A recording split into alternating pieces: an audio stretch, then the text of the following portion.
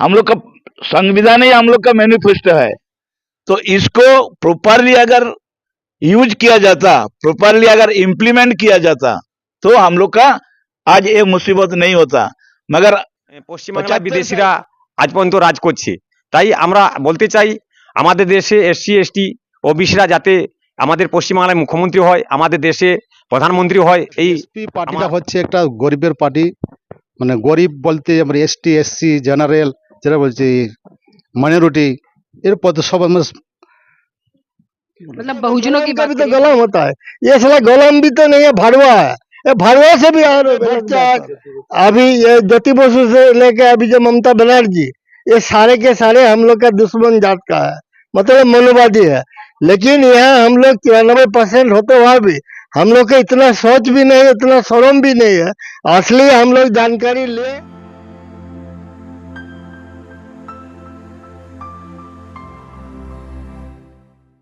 नमस्कार, आप देख रहे हैं एनबी न्यूज 24/7 नीलम बोध के साथ। और साथियों, पूरे भारत देश में लोकसभा के चुनाव हो रहे हैं और हम उसी चुनाव दौरे पर निकले हैं और उसी कड़ी में आज हम पहुंचे हैं पश्चिम बंगाल में। जी हां, पश्चिम बंगाल अपनी विशेष खूबियों के कारण जाना जाता है, लेकिन आज उन खूबियों पर चर्चा ना कर बल्कि मैं चुनावी मुद्दों पर चर्चा करूंगी। और मेरे साथ में बहुजन समाज पार्टी के प्रत्याशी हैं, उन्हीं से जानने का प्रयास करूंगी कि कौन सी लोकसभा है, क्या नाम है और किन मुद्दों को लेकर वो इस बार चुनावी मैदान में उतरे हैं। सर, आपका स्वागत है एनबी न्यूज में। जय भीम, नमस्ते। सर, नाम क्या है आपका? हमारा नाम अरुण कुमार हांसदा, हम बेलपाड़ी से हूँ। जी, लोकसभा कौन सी है आपकी? Jhargram 33 parliamentary constituency. जी सर, जानना चाहूंगी आपके क्या चुनावी मुद्दे रहेंगे ताकि लोग आकर्षित होकर वोट करें आपको। भारतवर्ष स्वाधीन होने का 75 ईयर्स में भी एससी एसटी ओबीसी माइनॉरिटी ये लोग का ऊपर अभी भी टॉर्चर हो रहा, लाइक मणिपुर, लाइक झारखंड। तो ऐसी इसीलिए हम लोग का मुद्दा यही होगा कि दलित के ऊपर, आदिवासी के ऊपर अत्याचार बंद होना चाहिए। ये लड़ाई हम लड़ते रहेंगे। साथ साथ में हम लोग का संविधान को जो ये लोग बर्बाद करने जा रहा, इसका खिलाफ हम पहले आवाज उठाएंगे पार्लियामेंट में, अगर जीते तो। आप कह रहे हैं कि संविधान बर्बाद हो रहा है, किस तरह से संविधान बर्बाद हो रहा है? जैसा देखिए, प्रिवेंशन ऑफ एट्रोसिटीज एक्ट रात को 12 बजे सुप्रीम कोर्ट खोल के कैसे वो लोग अमेंडमेंट करता है। इट इज मोस्ट मैंने ऑब्जेक्शनेबल बात है। क्यों वो लोग करेंगे ऐसी? ये तो ऐसी नहीं होना चाहिए। सब पार्लियामेंटेरियन का साथ बैठ के तो चर्चा करने का बाद तो होना चाहिए था। तो इसीलिए हम लोग का संविधान ही हम लोग का मैनिफेस्टो है। तो इसको प्रॉपरली अगर यूज किया जाता, प्रॉपरली अगर इम्प्लीमेंट किया जाता, तो हम लोग का आज ये मुसीबत नहीं होता। मगर 75 साल से हम लोग को संविधान सही तरीके से लागू नहीं हो रहा। जैसा SC ST shortfall vacancy from Congress period से अभी तक ऐसी आज इट वैकेंसी पड़ा हुआ है, कोई लागू नहीं हो रहा है। एससी एसटी का ऊपर अत्याचार हो रहा है, महिला का ऊपर अत्याचार हुआ है। खास करके बंगाल में तो फेक कास्ट सर्टिफिकेट अभी भर गया है। मजूमदार, घोष वगैरह वगैरह सब इधर का एडमिनिस्ट्रेशन क्या कर रहा है, कास्ट सर्टिफिकेट डुप्लीकेट नाम से दे के एससी एसटी का जाएगा में वो लोग को दे के उसको मेक गुड कर रहा है। तो पश्चिम बंगाल में सर जो बसपा है, बसपा की स्थिति कैसी है इस समय? बसपा का स्थिति यही है कि पहले से बहुत ही मजबूत हो रहा है। आने वाला दिन और अच्छा मजबूत होगा। तो हम लोग कोशिश करते हैं कि ये 2024 का इलेक्शन में हम लोग 2-4 एमपी जीत भी सकता है। तो जो आपकी लोकसभा है वो एसटी रिजर्व है, तो जानना चाहूंगी जो एससी एसटी या बहुजन समाज की बात करूं, कितना वोट परसेंटेज है इस लोकसभा पर? इसका बदले हम ये बात बोलना चाहता है, आज ड्यू टू अंबेडकर जितना सारा एसटी कैंडिडेट इधर खड़ा हुआ है, वो लोग को शर्म आना चाहिए कि हम बाबा साहब का रास्ता में चलते हुए, परसेंटेज मिलते हुए, कोटा मिलते हुए, हम इधर बाबा साहब का संविधान का खिलाफ हम लड़ाई कर रहा। वो लोग को भी हम चेतावनी देने मांगता कि आप लोग आइए, अपना बात को आप लोग सुधारिए, आप लोग सोचिए कि ये बाबा साहब का देन है। ये वाला बाबा साहब का रिजर्वेशन देते हुए भी आप लोग कैसे बीजेपी में, कैसे तृणमूल में, कैसे सीपीएम में जाके आप लोग एसटी को आप लोग इधर से मैंने हाराने मांगता है। तो पश्चिम बंगाल से सर बसपा के अब तक कितने विधायक, कितने सांसद या कितने ग्राम पंचायत सदस्य रहे हैं? अभी तो इधर तो शुरुआत हुआ बहुत पहले से, तो धीरे धीरे हम लोग बढ़ते जा रहा। अभी तो इधर कोई सांसद या विधायक नहीं बना, तो हम उम्मीद करते हैं कि ये 2024 से हम लोग शुरू करते हैं कि हम लोग जरूर 2024 में हम लोग 2-4 एमपी हम लोग निकाल के दिखाएंगे। तो देखिए कहीं ना कहीं दावा है कि 2024 के जो चुनाव है उसका परिणाम होगा, तो 1-2 एमपी का दावा कर रहे हैं कि हम निकाल कर देंगे। सर, साहब मान्यवर काशीराम जी एक बात कहा करते थे कि वोट हमारा राज तुम्हारा, नहीं चलेगा नहीं चलेगा। लेकिन आज अब अगर हम पश्चिम बंगाल में खड़े हैं और हम वोट की बात कर रहे हैं, भागीदारी की बात कर रहे हैं, तो जिस समाज का वोट परसेंटेज इतना है उसकी भागीदारी क्यों नहीं है? कारण असली जानकारी नहीं है, संविधान ये लोग पढ़ा नहीं है, संविधान अच्छे ढंग से सिखाया नहीं गया है। मैं रविंद्रनाथ नायक, गौबल्लभपुर 1 नंबर भला गांव और केंदुगाड़ी अंचल का रहने वाला हूं और एसटी लोकसभा झारग्राम पश्चिम बंगाल।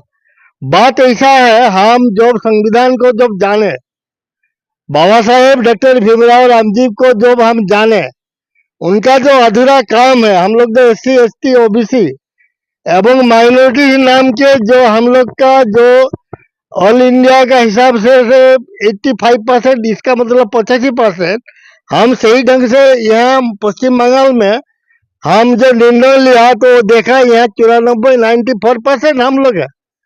यहाँ का जो झारग्राम जो लोकसभा है, यहाँ का हम लोग 90 नहीं तो 85% हम ही लोग होंगे, SC ST OBC and minority.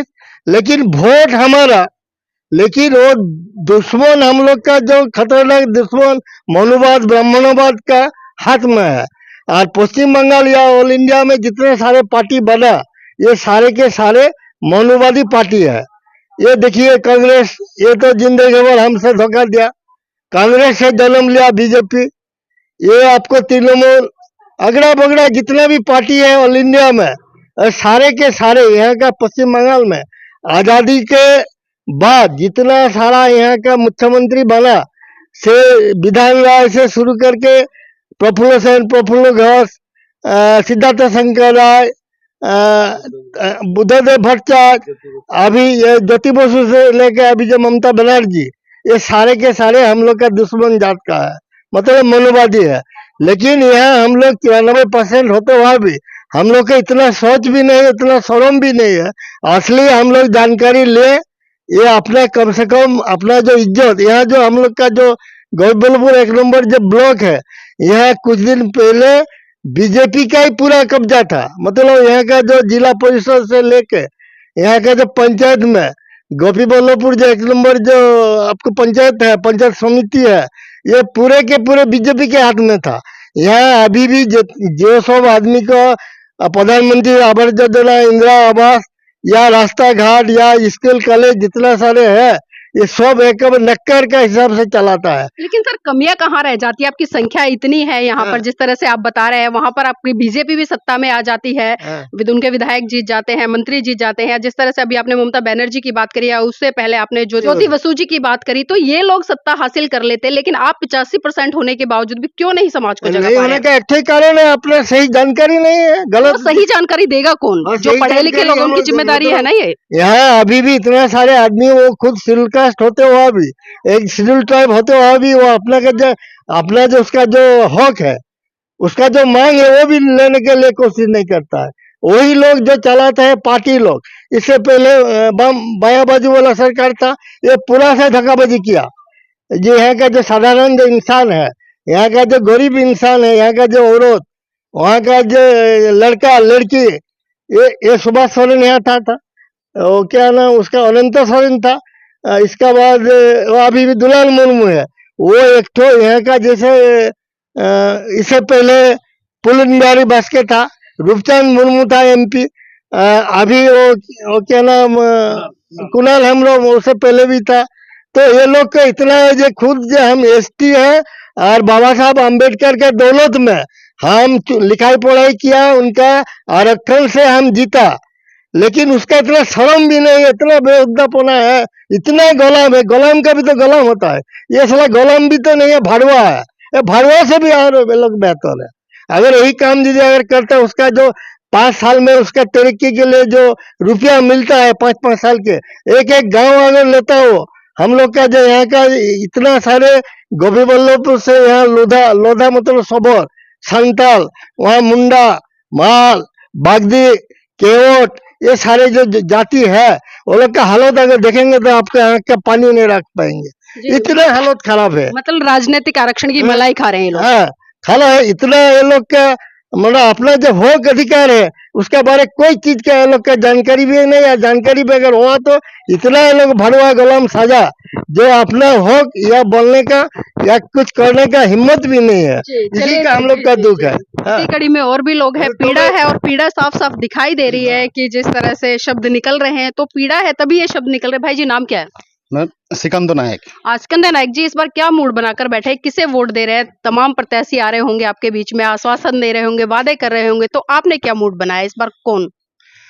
আমি বলতে চাই পশ্চিমবাংলার প্রত্যেকটা মানুষের কাছে আমার অনুরোধ, এরা তো প্রত্যেক জনকে ভোট দিয়ে দেখেছি।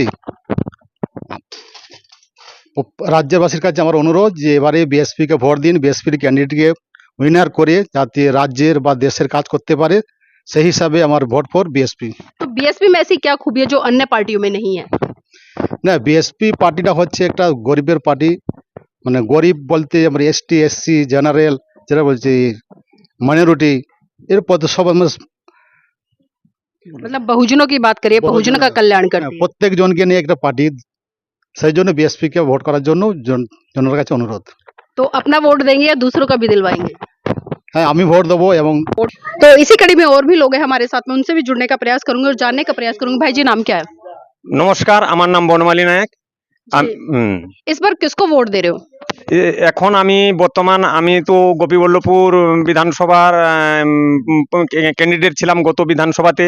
বর্তমান গোপীবল্লভপুরের বিএসপি ইনচার্জে আছি পার্টিতে, এবং আমি বর্তমান বিএসপি যাতে ভোট পেয়ে আমাদের এই জঙ্গলমহলের ঝাড়গ্রাম এমপিতে যাতে আমাদের বিএসপি থেকে জিতে, এবং আমরা এই যে এসসি এসটি উন্নয়ন কোনো কাজ হচ্ছে না, আমাদের বিএসপি পার্টি যদি কোনো সময় এমপিতে জয় করে বা আমাদের পশ্চিমবাংলায় কোনো মানে 42টি এমপির মধ্যে একটা না একটা আমরা জিতবো এইটুকু ভরসা রাখছি। কারণ বিএসপি পার্টি আমাদের এসসি এসটি ও ওবিসিদের বিশেষ করে মানে উন্নয়নের একমাত্র ধারা দিতে পারে। কারণ বিজেপি বা সিপিএম কংগ্রেস এরা হচ্ছে ব্রহ্মবাদী পার্টি।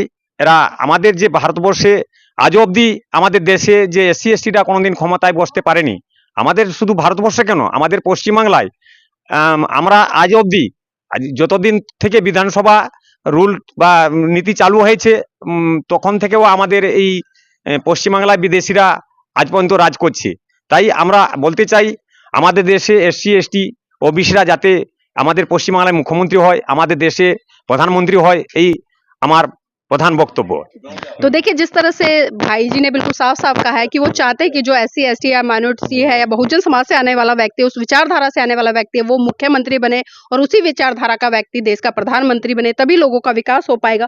भाई जी आपका नाम क्या है? श्याम मंडी। श्याम मंडी जी, इस बार बहुत सारे नेता आ रहे होंगे, चुनाव का दौर चल रहा है, तो इस बार क्या मूड बना के बैठे हो? किसको वोट दे रहे हो और किस आधार पर दे रहे हो? আমি বিএসপি কে ভোট দিচ্ছি কারণ বিএসপি একটা এমন একটা দল যেটা সবাই নিয়ে চলে, সাধারণত এসসি এসটি ওবিসি মাইনরিটি সবার জন্যই কাজ করার চেষ্টা করে, সেই জন্য বিএসপি কেই দিচ্ছি। जी, लेकिन एससी एसटी ओबीसी के कल्याण के लिए, उसके विकास के लिए तो अन्य पार्टियां भी बात करें, फिर बीएसपी में ऐसी क्या विशेषता है जो औरों से अलग करती है? ওরা কথায় কাজ করে আর একটা কাজে কাজ করে, সেই জন্যই जी, तो वोट बीएसपी को ভোট বিএসপি। अपना देंगे या औरों का भी दिलवाएंगे? হ্যাঁ, যতটা পারি দেওয়ার চেষ্টা করবো, দেওয়ারও চেষ্টা করবো। जी, तो देखिए यहाँ पर तमाम लोगों से हमने चर्चा की और खासकर जो बसपा के कैंडिडेट है उनसे भी हमने चर्चा की और जानने का प्रयास किया किस आधार पर वो चुनाव लड़ेंगे और किस आधार पर वो लोगों के बीच में जा रहे हैं, कैसे वोट मांग रहे हैं, और जिस तरह से इन्होंने जो समीकरण यहाँ पर बताए हैं, चाहे वो जातीय समीकरण हो, धार्मिक समीकरण हो, या अब तक जो भी गतिविधियां अन्य सरकारों की रही है, कितना उन्होंने विकास किया है, कितना नहीं किया है, लेकिन इनका मानना ये है कि जो बहुजन समाज पार्टी है मात्र वही एक ऐसी पार्टी है जो संविधान की विचारधारा पर चलकर काम करती है और संविधान को ही अपना मैनिफेस्टो मानती है। तो सर हम आपको बहुत बहुत बधाई देते हैं, मंगल कामनाएं करते हैं आपके लिए कि आप भारी वोटों से जीतकर यहाँ से जाए। धन्यवाद धन्यवाद धन्यवाद। जी। तो हम ये बोलना चाहता है, बहुजन समाज पार्टी ऐसी एक स्लोगन है, सर्वजन हिताय सर्वजन सुखाय।